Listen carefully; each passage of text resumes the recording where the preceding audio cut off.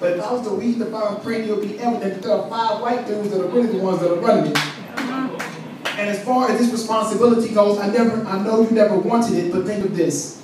You have the ability to have a strong, independent, educated woman call herself a, just because you put the words 5-star in front of it. Now that's funny, isn't it? But I'm not laughing.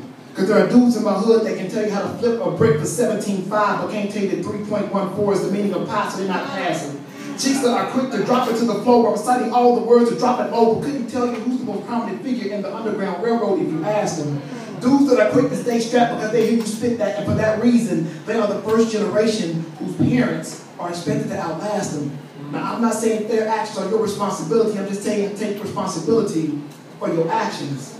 Think about the lives that your words are impacting, the change that you can make simply by rapping. But I understand that it's not your fault. We also have to deal with these factions and the fans.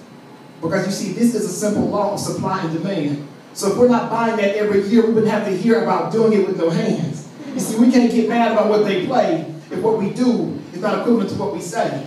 And I'm not saying that every rap has to have a message. I'm just asking for some balance. And I didn't write this for every MC. Just wrote it for those blinded by the blink to help them see that as a poet, I just don't have that luxury.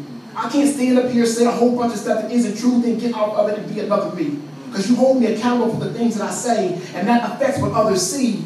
So here's my ask for the hip-hop MC. Just add some balance to your rapping.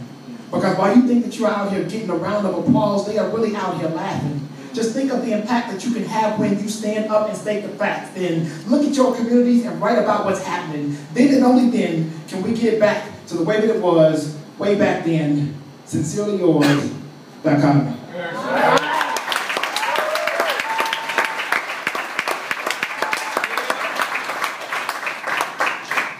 All right, I'm going to do this last poem and get out your way. This poem is actually dedicated to all of the ladies or females in the house. There's an irony, I guess, or we've got to skew as to what we think beauty is. And a lot of times I think that the magazines and TV kind of skews that back. So I wanted to kind of bring it back and write a poem that just affirms that, you know, you're beautiful no matter what you look like. They say that beauty is in the eye of the beholder. So I want to tell her that she is beautiful every time that I hold her. Marvel when I see her. Others want to be her, fall to my knees every time that I greet her, just so that I can look up and thank God for the day He decided to mold her. Praise the fact He even allowed me to meet her. Strong facial features.